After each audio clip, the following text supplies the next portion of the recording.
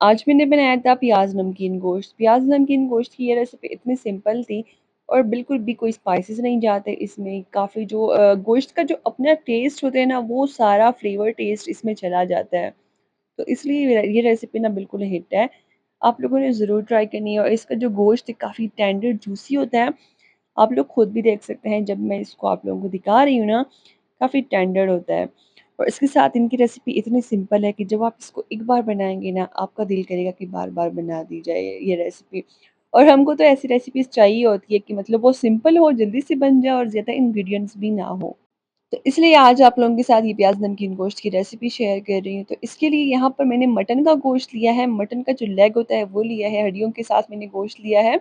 अब इसके साथ ना 7 से 8 अदद हम लोग लहसुन के जवे ऐड कर देंगे और 2 जो है प्याज़ ऐड कर देंगे। प्याज़ आप लोगों ने इस तरह से कट काट करके ना ऐड कर देने हैं और इसके साथ ना 1 लीटर पानी ऐड कर देंगे। बस अब इसको थोड़ा-सा मिक्स कर लें और हाँ, पानी या नमक जो है, नमक भी आप लोगों ने साथ में ऐड करना है इस टाइम पर।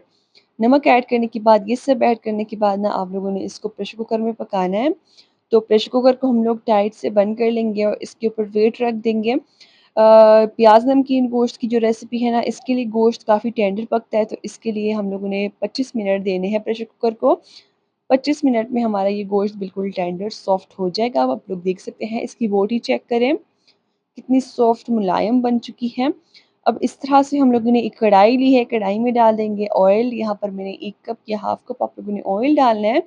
ऑयल जब गर्म हो जाएगा हल्का-सा, उसके बाद आप लोगों ने गोश्त ऐड कर देना है और इसके साथ ना जो हम लोगों की ग्रेवी पानी थोड़ा-सा रह गया था वो ऐड कर देंगे। अगर पानी बिल्कुल ड्राई हो गया है आप लोगों का गोश्त के साथ, तो आप लोग फिर थोड़ा-सा जो है ऐसे ही नॉर्मल वाटर फिर ऐड कर दीजिएगा।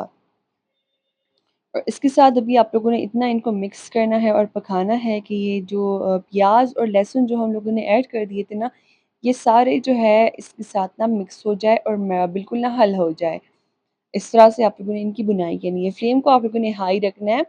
हाई हीट के ऊपर आप लोगों ने इसको मिक्स करना है और आप लोग देख सकते हैं लहसुन और प्याज़ जो हम लोगों ने डाले थे ना, वो सारे इसमें जो है बिल्कुल फ़ाइन हो गए हैं, कुक हो गए हैं और हल हो चुके हैं। हाफ़ कप मैंने यहाँ पर दही ली है, दही को मैंने अच्छी तरह से जो है मिक्स कर लिया, फेंटा हुआ दही आप लोगों ने ऐड करना है। दही का काफ़ी अच्छा टेस्ट आता है, इसके साथ ना बिल्कुल नमकीन-नमकीन सा हमारा जो ये डिश है बन के तैयार होगा। अभी दही ऐड करने के बाद फिर से आप लोगों ने इसको इतना कुक करना है ना, कि इसका सारा जो ऑयल है वो सेपरेट हो जाए। आगे जाके आप लोगों को मैं बताऊँगी 2 तरीके से आप लोग इसको एन्जॉय कर सकते हैं इस नमकीन गोश्त को। या तो फिर थोड़ी-सी आप लोग ग्रेवी रख दें और या फिर मेरी तरह से ना ग्रेवी को आप लोग थोड़ा-सा ड्राई कर लें। मैंने ड्राई कर लिया था, तो आप लोग इस तरह से ड्राई भी कर सकते हैं या फिर अगर थोड़ी-सी ग्रेवी रखना चाहते हैं, तो वो भी रख सकते हैं। ऊपर से आप लोगों ने बस लेमन के स्लाइसेस, अदरक, सब्ज़ मिर्चें और बिल्कुल थोड़ा-सा ना काली मिर्चों का पाउडर या क्रश काली मिर्चें ऐड कर दी मेरी तरह। अब इसके बाद आप लोगों ने गरमा-गरम इसको सर्व करके एन्जॉय करना है।